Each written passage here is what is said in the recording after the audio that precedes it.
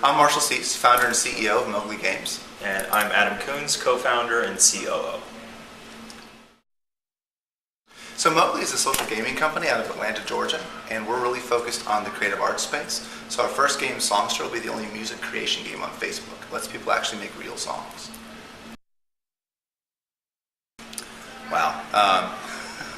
Many. I feel like we're actually running the hurdles around a race. The biggest one for me really happened early on. I was general counsel for a large consulting company and kind of had this entirely different life that I ended up pretty much taking a full 180. So being able to exit that and find the time to start Mowgli and then be able to leave to do it full time was quite challenging.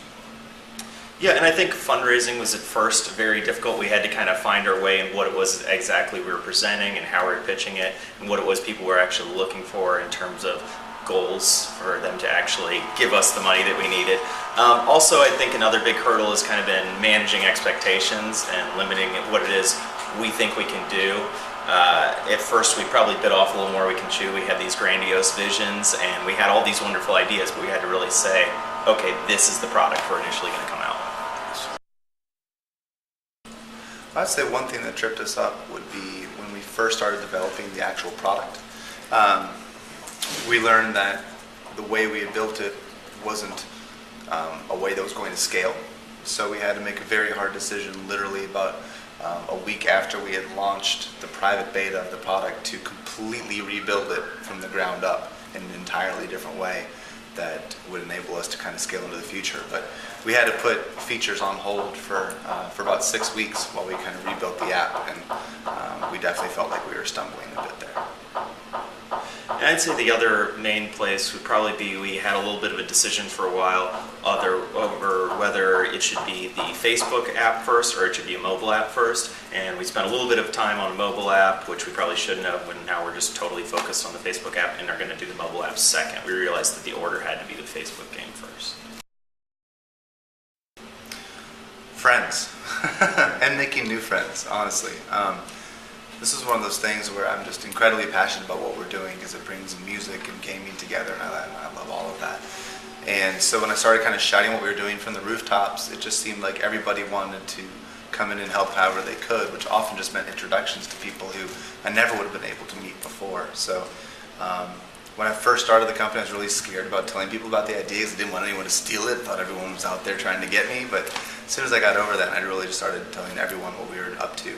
It opened up the floodgates, and we couldn't have done it without the hundreds of people who helped us.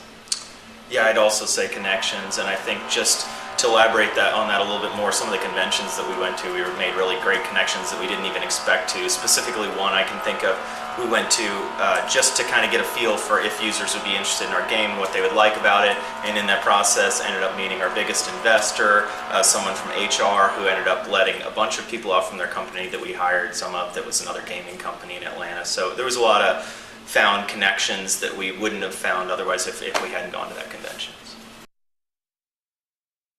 We're about to launch Songster to the public on Wednesday, so we're standing at the abyss of who's going to like our product, how many people are going to like our product, or are we going to completely fall flat on our face and have to pivot? I don't know. So it's exciting and it's scary and it's kind of everything all at once. I really believe in what we're doing. It sounds kind of cheesy, but I'm really excited about enabling anybody, regardless of their musical talent, to make not just cool sounds, but actually full, legitimate songs very easily in a really fun environment.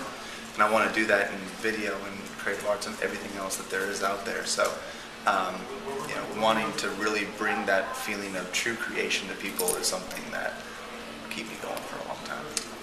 Yeah, for me, being one of the only people at our company who's not musically inclined, that I can sit down at our game and I can make a song, that's really exciting for me. So when new song packs get loaded up, and for the first time in my life, having never picked up a guitar, having never really taken music classes, that I can sit down and make a great song, put it on my Facebook page, download it to my iPod, that's really exciting for me to feel that creative power that this whole team has enabled me.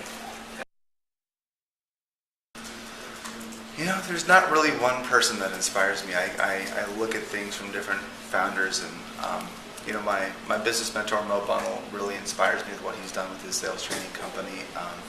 My dad really inspires me with what he did in his career, and kind of making a huge, massive change to really follow what he loved, no matter how hard that was. And then I just got to read the biography of Steve Jobs. And while I may not agree with some of the personal tactics he had, learned a lot about really kind of focusing on the product and the company and how to build an amazing culture, almost a cult following for what you're doing. And I really love that. Yeah, mine also. My dad is one of the people. He had taken Chalkline, which was an '80s apparel company, from being very small to being the second in line to starter back in the '80s. And I go to him for advice constantly, and I'm inspired by the tips he has that I would have never framed the questions in that way. And I think he really makes me think outside of the box.